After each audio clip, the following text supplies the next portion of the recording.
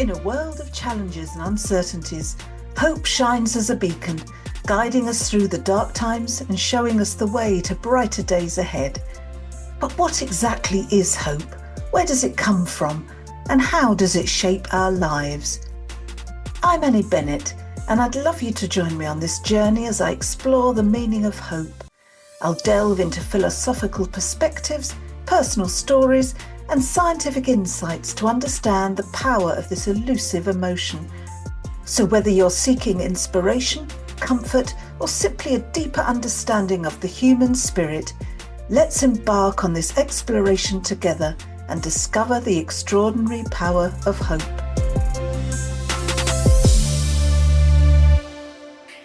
Hello and welcome to the Chronicles of Hope podcast with me, Annie Bennett.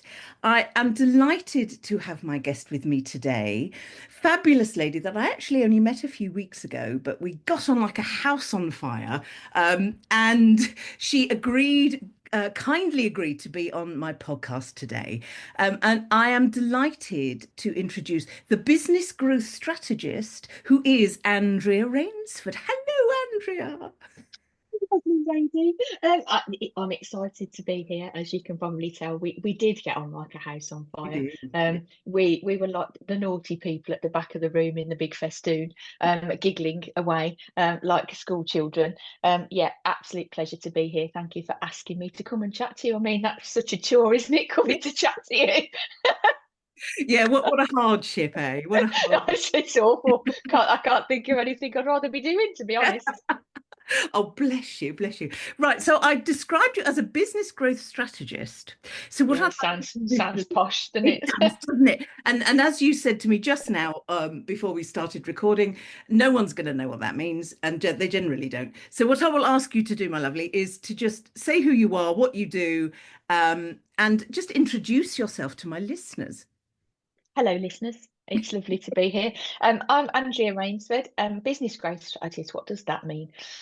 I've worked in the business growth space for about 32 years. You know, obviously, I'm not that old. I started as a mere child prodigy, and I worked in corporate for a very long time. So I help businesses make money. That's basically my strapline. I work with female founders. I work with women that are truly and utterly brilliant at what they do. They've mainly come out of corporate. They've got this brilliant skill, but they're not necessarily brilliant at business, because you're brilliant at the service that you provide doesn't mean you're brilliant at business, and that's where I come in. So I help them to be brilliant at business, and I create that steady stream of consistent income that they've been looking for. So when they work in corporate, what tends to happen is you've got this support team that surrounds you. You've got all of these brilliant facilities that help you to be your brilliant self. When you start your own business, you don't have those people, and so it's a little bit harder to find your way. It's a little bit harder to find that steady stream of consistent income, and that's where I come in. So I allow you to be brilliant, and then I help your business to be brilliant as well. Brilliant. Wow, wow. And I know you, I know lots of people that you help as well. So it's absolutely brilliant what you do. Now, what I'd like to know is you said you were in corporate for so many years. When did you make the break from being employed to actually setting up on your own? What was the sort of impetus for that? How did that start? I never wanted to be a business owner. I'm not going to lie. You know, most people are like, oh, you know, I made the transition into being a business owner because I wanted the freedom and I wanted Mm, choice. I think and this is me being brutally honest, if I had my time again, I wouldn't be a business owner. I didn't have a choice. The choice was taken away from me, really. So corporate was always my dream. mm, And I was climbing my way up the ladder. I was incredibly proud of my career. I was a director just before I finished my corporate career. Um, One of the ladies that I worked with back then is now a partner, and I said to my husband the other day, if I was still there, I'd probably be a partner. And he said something to me along the lines of, "But would you be living the life that you love?" And that's a very, very interesting question, because mm, if I was doing that role, would I be living? Because I look at her and the early mornings and the hours that she puts in. I don't know the answer to this, but is she living a life that she loves as much as me? So corporate took me out of action, sadly. mm, I did an 80-hour week. Now, I can blame the job and I can blame corporate, but there's only one person to blame, really, and that's me. I put in the hours. I had the drive. I was obsessed with the results and the clients and landing multi-million-pound contracts. And being back then, because we're going back a little while, it was very male dominated. And as a woman, I had to work that bit harder. And I think there was also a bit that I wasn't good enough and I never felt good enough. And I think trying to land the clients, trying to land the bigger deals, get one over on the men, I had to put in more effort. It took me out of action in spectacular style. So in 2005, I had a stroke. I was 32 years of age. I'd only been married a year. And yeah, my world come crashing down around my ears. So it wasn't a small stroke. I couldn't do anything for myself. I couldn't speak, I couldn't toilet myself, I couldn't walk, I couldn't, yeah, the list goes on. I was in hospital for 6 months. Wasn't all bad. I can't, I think a lot of people have said to me, if you look back over your journey, how did you keep going? And I think when you're going on a journey like that, you don't know the length of time that these things are going to take. You don't know what's around the corner. You don't know when you're going to recover. You don't know when you're coming out of hospital. You don't know anything. So I think if you'd have said to me when I was back in hospital, it's going to take you 17 years to learn to walk, I probably would have given up. And that's me being brutally honest. I didn't know how long it was going to take me. So I can sit here and say, oh, I'm some kind of inspiration, which I don't think I am. But if I'd have known it was going to take me that long, would I have still carried on? I don't know the answer, really. I really don't know the answer. Difficult, isn't it? I just took a day at a time. Yeah, absolutely. I mean, this podcast is based on, hope, the thoughts of hope and hopelessness and hopefulness. I suppose when it had happened, or just after it had happened, and you found yourself in hospital, there must have been an element of there's no hope here, or was there? Totally. Yeah. No, there was no hope. The Yeah. doctor said to me, "We don't think you'll walk again." He said, "We don't know to what level you're going to recover." So I'll give you an idea of what a typical day was like for me. I just lay in a bed staring at a TV screen. My husband used to buy me a card for the TV, and he'd put a channel on for me before he'd leave, and he'd give me the headphones to put in my ears because he knew I wouldn't be able to operate it myself once he was gone. And I'd just look at the ceiling or look at the screen, and that was what my day was. And then I'd have a buzzer because my right arm still worked, but my left didn't. And if I needed to go to the toilet, I used to have to press a buzzer. And if somebody came in time, if not, I had to saw myself. Yeah. And that's what my days were like. And they used to roll me onto one side, put a bedpan underneath me, and roll me back. And it was like that 3, 4, 5 times a day. They'd come and bed bath me and wash me in the morning, and change my clothes. And that was a day. My husband was off sick. He took 6 months off with stress. He worked for Birmingham City Council, and they were very, very good to him. And they used to let him in early, so visiting never used to be till about 2, 3 o'clock. But they used to let him in early so he could feed me because they were so stretched. They didn't have the time to sit with me to feed me. Yeah. So my husband used to come in and do it, and that was a typical day. So there wasn't very much hope, no. And I think it's easy to sit there and think, well, this is my lot. And I think that there's many of us that are told, this is your diagnosis, this is what's going to happen, and you accept it. Now that's so, but obviously not all diagnoses are, are happy. There is hope. But I think the turning point for me was when he said, "We don't think you'll walk again." Because anybody that knows me knows that you tell me I can't do something, and I'll tell you, and I'll find a way to do it. That's just the way that I'm made. And it did take me 17 years. It took me a very, very, very long time. I've only been walking unaided probably about 18 months, 2 years. It's not very long. So it's still a novelty. But the effort and the time and the consistency that I had to put into it, I don't really have the words, really. The amount of times that I had to keep getting back up, the amount of times that I had to keep trying. And I think it goes for anything in life. If anything is that important to you, you keep trying, don't you? Yeah, Absolutely. I mean, you can see on my door behind me, I've got the words determination, perseverance, and resilience. And I'm absolute believer in the fact that those three words, if you've got those three words, anything is possible. And you are absolutely perfect example of that. You were determined that the doctors would be wrong and that you Yeah, would, I mean, it took a time, so you persevered. My goodness me, you persevered. it was soul destroying.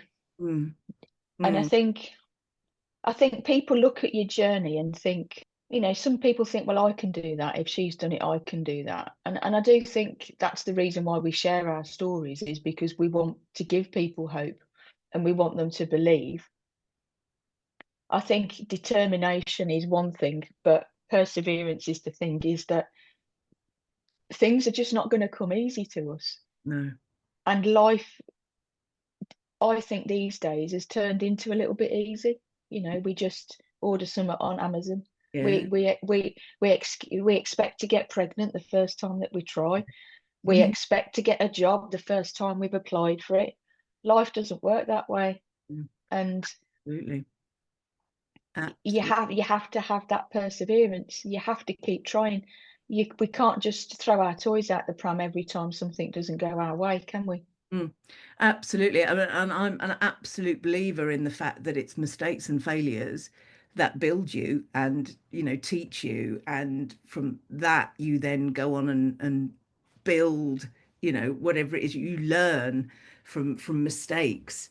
I mean, I'm always saying to my bakers that you come across a barrier or an issue. It's not a case of, oh, I won't bother doing that then. It's a case of, how do I get How do around? how do I get around it? How do I get? I mean, I fell flat on my face more times than I can tell you. Mm, The mm, amount of injuries that I had from falling down. mm, But you can fall down and stay down, or you can get back up. Now the getting back up is the tough bit, mm, because you're a bit battered and you're a bit bruised, and you don't want to do it again, and you don't want to feel that way again. But nobody said life was easy. mm. No, nobody said that you were going to go through life, you were going to meet the love of your life, you were going to have 2 kids, you were going to get the best job in the world, you were going to retire and go off on numerous adventures. Wouldn't that be wonderful if that's how life appeared? Had it all It it mapped it, out for us, yeah.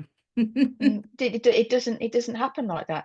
My life doesn't look like anybody else's around me. No. All of my friends are married with 2 kids. Their kids are now growing up, they're sort of young adults. Whenever I meet them, they talk about their children all the time. I don't have that luxury. So Mm, I always feel a little bit alien, yeah. because I don't feel like I have anything to contribute, really. I talk about my business, but none of them run businesses, so they don't really get that. But like, we started the podcast by saying I didn't intend on being a business owner, No. but sadly I couldn't go back to work. Yeah. So So a business was my only option, really. yeah. So that came out of, after your time in hospital, you realized you couldn't go back to corporate. So you set up, is that right? 7 years I was in a hospital bed in our front room. Yeah. Yeah, I didn't, it's 7 years, yeah. It was a long time. And how much of that time were you sort of thinking, I've got to do something, or were you really just focused on getting yourself better and, more able to do what you wanted to do? Ian was the driving force. I'd love to sit here and tell you it was all down to me and me being determined, and it was a lot of it. Mm, But on the days when I gave up, it was Ian that was like, now, come on, we're mm, doing our exercises today, and you're dangling your feet over the edge, and we're going to. What I had to do for so many years was to move my right leg to try and get my left leg to do the same. So it's like oh, wow. repetitive, to try and get my brain to understand that that's what it needed to do, to rework the pathways. Okay. So I'd sit there looking at my left leg and nothing would happen for years. Yeah. Once I was able to sit in a wheelchair, I can't remember at what point I was able to sit in a wheelchair. It was quite a few years in. It was probably 4 or 5 years in, Mm, because I couldn't sit up. I wasn't able to hold my body up. mm, Um, but then I think it was about 6 or 7 years in. I said to Ian, I'm going back to university, and he had a complete meltdown. because he just wanted to wrap me in cotton wool and keep me in the house. Of course he does. And I couldn't write, and I didn't know what I was going to do, but they were brilliant with me. I had a note taker and somebody to wheel me around university, and she was an American lady called Marty, and I'll never forget her. She took all of my notes for me. She took me to every lecture, and then she'd wheel me to the car park where somebody would pick me up and drop me off. And I spent 3.5 years at uni, and I did a degree in computing science, and I graduated the year of my 40th birthday. And that was when I set up my first business. So my first business was SEO Angel. I didn't feel like I could do what I did in corporate because I couldn't relate to her anymore. Didn't know who she was, couldn't remember her, didn't know what she was about, didn't know what made her happy. Yeah, I couldn't remember me pre-stroke. So I ran an SEO agency, an SEO agency for a good number of years. I can't remember when it stopped, but there was a point when it just wasn't making me happy. And I realised I was doing it to make money and to keep us afloat because Ian had been made redundant. And I was doing it because I needed to do something. I couldn't just sit. And my business was born from my bed. And then there was a point about 2 or 3 years ago, I realised that I'd got to put my big girl pants on and I'd got to go back to what I used to do. And I realised that I'd been doing business growth with all of my SEO clients. I just hadn't been brave enough to go out to the world and tell them that that's who I was. And then I found my identity again, and now I'm living a life that I want to live, and that's a beautiful place to be, really. Yeah. Oh, absolutely. I heartily concur. So was there a particular moment where you thought, actually, this was it like a light bulb moment? Actually, I know what I want to do now. Once you'd got, you'd got your SEO Angels agency, was it a light bulb, or was it a gradual thing? I think I became more and more unhappy. So I sort of sat at my desk thinking, I've got this tech degree, I need to do something with it. Whereas the reason that I did the degree was just to see if my brain still worked. I didn't do it to set up a business. So I've got my tech skills and they'll always be with me, and that's wonderful. And I do use them every day, but I didn't want to sit in the back end of a website for the rest of my life. No. And I sat down to think about what does make me really happy, what lights me up. And it was seeing women shine. It was seeing the things that I'd taught them and the lessons that I'd learned. It was seeing them go off and fly. And that was my happy place. And that's what I'm still doing now. Wow. And that is it. I started a group this morning called the Freedom Factor. It's a container on WhatsApp, and I'm teaching them how to create an offer that's going to consistently sell. And it just brings me joy. It just brings me so much happiness, and that's where I want to be, in the group with them. Oh, I think that's fantastic, because I think the one thing that's missing from perhaps our education system, and don't get me started on the curriculum because I could talk for hours, but I think the one thing that is missing is find something that makes you happy. It's all geared to find a job, do the job, retire, yada yada, but there's not really so much emphasis on why are you doing it. I mean, I talk to my bakers as well, and I say, why are you setting up a business? Why are you doing it? If you know that, then things become a lot clearer, and you can you can find your passion a bit more, can't you, if you know why you're doing something. I mean, cooking and baking for me is therapy. I don't know if you know very much about human design, but if you look at my human design, cooking is and being in the kitchen and food is my therapy. Wonderful.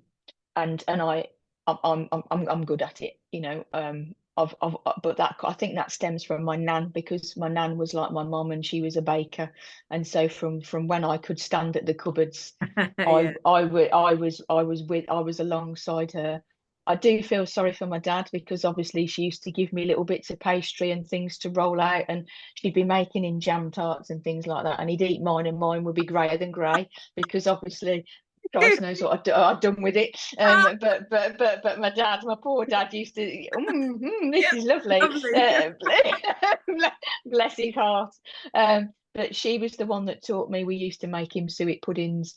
She taught me how to make everything, really. And I'll always be truly grateful for her, because those are skills that we just don't pass on anymore. I could go in there and rustle up, short crust pastry without even thinking about it, because we never did recipes, but I would sit and watch her. Yeah. I'd sit and watch her do it. And it is therapy for me, because food, you use all your senses, don't you? Absolutely. But yeah, you're right. And a lot of, and I find with my bakers as well, a lot of it does come from family and, perhaps children, grandparents and children as well. I'm doing this for my children, I'm doing it to show my children what's possible, kind of thing. So yeah, so it's very much a family thing. I mean, business in general isn't perhaps as ingrained in that, but to have, if you've got a business and you've got a reason why, that's close to you, that's it must be a good thing, mustn't it? That you've got a real passionate why that you set up your I business. think Other than it's just got fun. it's got to Mm, be everything, hasn't it? mm, Because I think corporate's tough, but running your own business is far tougher in different ways. mm, Because corporate, you leave at whatever time and you leave it there. mm. With your business, you never leave it. I think if you're made like I am and we're made like you are, you love your business because it's your heart and soul. And most of us that go into business, it's your heart and soul. And therefore, you're going to carry it around with you. So when I go for a walk, I'll have ideas and I'll be voice noting into my phone and I'll be noting them down. And I'll get up in the middle of the night and I'll think of something that I've got to say to one of my ladies because I've had an idea. Mm. And Yeah. I'm voice noting them all the time because I've thought of something that's going to help them. But I wouldn't have it any other way. My neighbour said to me yesterday, I was out gardening because it was a beautiful day yesterday, and I was out in the garden and I was planting, and I create a little area at the top of the garden that's got my egg chair, and it's got I'm surrounded by plants because I need to feel Mm. I need to have that unwind space where I can go and leave everything behind. And she said to me, wouldn't you go and get a job? And I said, no, one, I'm unemployable. I Yeah. couldn't take instruction from anybody else ever again. I'm totally unemployable. But the other thing is that yes, it doesn't leave you and you don't shut off from it, but you get to do what you love, and you get to also, your business has to be molded around your life, not the other way around. Yeah. You get to create the life you want, and then your business molds around it. And I don't think there's anything more lovely than that, is there? Oh, it's fabulous. I mean, I knew I was 30 years in primary teaching, and towards the end, I knew it was coming to the end because in my time off, I didn't want anything to do with education, didn't want to read the TES, didn't want to, I didn't want anything to do with it. I only wanted to do what was needed to do my job. Um, and of course, I look back and I think, oh, wow, you can't really do anything properly unless you're really invested in it. And now, of course, I read business books. I, do all sorts of things over and above what my business needs because I love it and I love to develop and I love to, with the two side, the baking side and the charity side as well, all of it. It's I want to learn more, I want to find out more, and I want to do more. And that's really true, isn't it? You really want to just Yeah, be yeah. good. I think that the people that you work with and the people that you surround yourself with, you get to choose them. Mm, And the people that I work with become friends. And we had a discussion. I have a community called Women Winning in Business that is going to be changing its name very soon. But we had networking this morning, and we were saying that business, they say that business isn't personal, that business, you shouldn't take these decisions personally when people don't choose to work with you, and etc etc. And I don't agree with it, because business is personal. Business is an extension of me. Yeah. I am the same in my life as I am in my business. I'm no different. I don't put my business mask on and sit in front of the computer. I am Andrea that delivers a service, and I am the same person, and it is personal. And yes, we're going to have times when we don't agree. We're Yeah. going to have times when we disagree on things. Ian and I disagree on things all the time. You can still be kind. You can still be a nice human being. We Yeah. don't have to, if we disagree on something, we don't have to fall out or have an argument. And we're not all going to be the same. No. We're going to attract different people.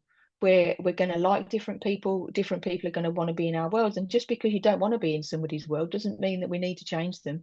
Yeah. Doesn't mean that we need to be them to be like us. We can just accept them for who they are and accept the differences. And I think that's what I'm trying to do with my community is it's not a business, it's a place where kindness prevails. So yeah, if you do disagree or you don't agree with the way they're doing it, that's fine. Just agree to disagree and find some common ground. It We would be we don't have to fall out, do we? absolutely. It would be nice if a lot more people took on that on that train of thought, really, wouldn't it? Some people think that disagreeing with someone, particularly on social media where it's rife, isn't it? Whereas actually, you can respectfully disagree, can't you? You can respectfully say, We do it in families yeah, and relationships outside of business. So why can't we do it in it? I mean, Ian and I will probably we're going to have some undingers of rows, but then the next morning we still love each other. And but you learn to be a little bit more respectful outside of your relationship with other people. And I think that, I'm not trying to generalize, but a lot of the time we need people to agree with us because we want them to validate us. yeah, And if the validation comes from internally, if we know who we are and we know what we're about and we know what we want, we don't need anybody else to validate us. So it doesn't matter if people don't agree with us. We can agree to disagree and we can carry on down our path. so true. I mean, again, I come back to my bakers and I say to them, just beware of surrounding yourself with people that tell you you're wonderful. Because Mm. although it's nice to be told you're wonderful, if that's the only reason you believe you're wonderful, then it all only takes one person to say, no, you're rubbish, and you fall apart. You've got You to have fall that apart. you've got to have that inner belief that what you're doing is fabulous, and what you stand for is what keeps you going. You can't rely on everyone around you all the time to say, oh no, it's all right, yeah, yeah, yeah, that's good. Because if you believe the people that say yes, you're brill, you've then got to believe the people that say you're not. You can't pick and choose, can you? And I think that I don't want anybody listening to think that I'm brushing over the fact that you have to like it's easy to like yourself, because it isn't. Mm. I didn't like myself for a very long time. When I started my business, I didn't think I was any good. Part of the reason why I didn't tell anybody that I was great at business growth was because I thought I'd let myself down badly by being so poorly, and I thought I was useless, and I thought I wasn't fit for anything. And it's taken many years and finding the right people and finding the right modalities, therapies that were right for me Mm. to get me to that person. And there was part of me that thought I could never like myself. Mm. But again, the determination, the perseverance, and the resilience that it took to learn to walk, I've had to do the same with liking myself, Yeah, and I've had to put that effort in. yeah. And I do. I look in the mirror now, and I'm like, I like you. Oh, that's fun. I'm not quite at the I love you stage, and that's all right because I'm a work in progress, and we all are. Yeah, But I look in the mirror and I'm like, do you know what? You're pretty damn great at what the where you've come from. yeah. But 2 years ago, I couldn't have said that. So I don't want anybody to be listening to this thinking, well, she's brushing over that, saying that it's easy to disagree with people and not need them to validate you. I needed people to validate my opinion for quite a while Mm. because, like you said, if they didn't validate me, then I didn't feel good about myself. Mm. But you need people in your life that are going to tell you the truth. Yeah, My husband is one of them. My family are another. They're not there to sugarcoat stuff. They're there to tell you the truth because they want you to be the best possible version of yourself, don't they? absolutely. And that comes from absolute love, doesn't it? That actually, when someone says, Annie, get a grip. you know, I go, okay, yeah, I can see where you're coming from. Yeah. Ian's not so subtle. Ian will be like, Andrew, you've been a tosser. Sometimes And I'm like, words. okay. Yeah, he doesn't sugarcoat anything. But you need that reality check. But then he's also there to tell me when I say, oh, I think I'm being a bit too sensitive, and I'm being a bit this and I'm being a bit that, and he's like, no. Yeah. You're not to anything, Andrea. You're perfect the way that you are. Not perfect in that we're all a work in progress, but you're enough of everything. You don't need to change who you are for other people. So and I think we need to hear that as well, because there are going to be people that come along that tell you you're too sensitive, you're too emotional, you're too hard, you're too tough, and my response to anybody that says that is, I'm not to anything. Yeah. That's my response these days, is that I'm the perfect amount of what it is for me. Have you thought that you might not be enough of that, and that's why you think I'm too much? There's people that come to my networking events that say that we overshare and we're all too much. And then when I've had a little word with them outside of it, I've said, have you thought that you just go into sell and you don't share any part of you, and that's why you're uncomfortable with it? So maybe you might want to think about that. And that's what happens, isn't it? When we're used to being a certain way, we move into an arena that's different to ours. We think that they need to change, when actually, is there just a balance in us, really? Yeah. Oh, that's so true. That's so true. Do you know, look at the time, Andrea, look at the time. How long we've talked. Sorry, listeners. We couldn't go, we'll be here till tea time. Grab in, get yourself a cup of tea. Yeah, well, we 2 hours later. We better bring it to a close, although I hate to say it. But the one thing that I always ask my guests is, do you have a message of hope for my listeners? There is always hope. I think my journey, there didn't appear to be any hope. And I think that my message would be, it's there if you look for it. It's easy to listen to those around you. It's easy to, but the one thing, Annie asked me a very important question at the beginning, and did I feel like there was any hope? If I'd have listened to those around me, no, there wasn't. But when I sat in the quiet, when I sat in the time on my own, it was a tiny burning in the center of my chest. It was little. It was like a tiny flame. It wasn't very big, but it was there. And if I'd have ignored it, I wouldn't be where I am now. And I think that there is always something to hold on to hope. There is always something. It's whether we choose to tap in and listen, or whether it's we sweep it aside and think, no, it can't be done. Because we sweep it aside when it's too tough, usually. When the road looks too hard, when the path looks too rocky, and I'm a bit scared to go down that path. The road, hope is what helps you in the tough times, and it helps you in the difficult times when you don't think you can do it. And it's okay to throw your toys out the pram and say, I can't do it. I'm not going to do it. I don't want to do it. It's too hard. It's too difficult. It's okay to say that. And then the next day, or the day after that, or the day after that, you get back up. Wonderful. Wonderful. Oh, I love that. I just love that, Andrea. Thank you so much. Now, if people Thank you for having me. Oh, you're very welcome. But if people are listening and would like to know more or get in touch with you, how can they find out about you? I mean, I'll put things in show notes, obviously, but my main platform is LinkedIn. I'm on LinkedIn, Andrea Rainsford. I've got a beautiful community on Facebook that's called Women Winning in Business. We are changing our name, but it is Women Winning in Business. And when you search for it, when it's changed its name, it'll still come up, because Facebook allows you to do that. So come and find us. And yeah, it would be a pleasure. We're based on kindness, and it's our core value. Wonderful. Andrea Rainsford, thank you so much for joining me today. Thank you. Thank you for having me. And yeah, it's been a true pleasure. Thank you for listening to the Chronicles of Hope podcast with me, Annie Bennett. I hope you found inspiration, comfort, or perhaps even a newfound perspective around the meaning of hope.